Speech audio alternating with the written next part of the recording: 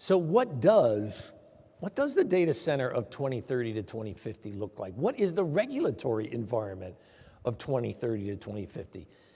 It surprised me as a military guy. I had not had much experience in this area before, but as we're looking at building these massive data centers, as we're starting to negotiate with state governments, local governments, as we're dealing with the federal government, other segments in the federal government, and we're getting into the regulatory and oversight, and I'd be the first to admit, this is an area that I was not smart on. It was an area that I didn't truly understand until we really got into this. I really was forced to get in this and get involved as the director, as the leader, as the commander.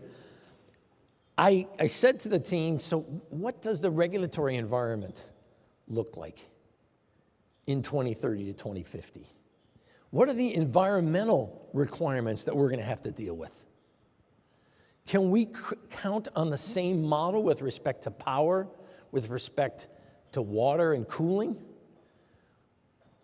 If technology fundamentally changes, look at the rate of change that we've seen. If technology fundamentally changes between 2030 and 2050, for example, what does computing look like?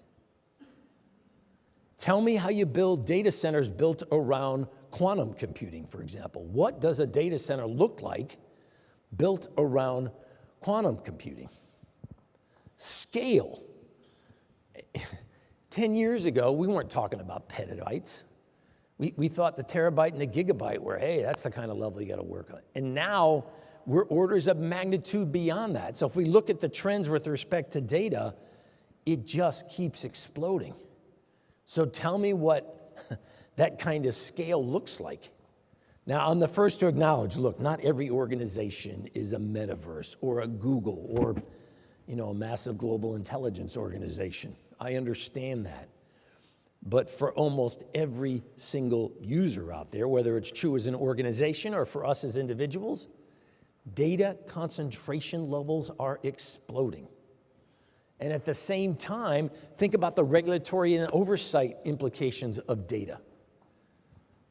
Where is it stored? How is it stored? Who has access to it? How long is it retained?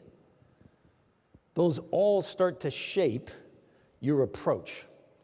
That approach that you're going to take is reflected in what you build and what you create and the models that you build. So I think that you are working in an area that has a pretty high level of change. And I expect that change to continue, if not also continue to accelerate. And so I think one of your challenges as an outsider, I'm the first to acknowledge that, and I mean no disrespect, I'll just give you an opinion.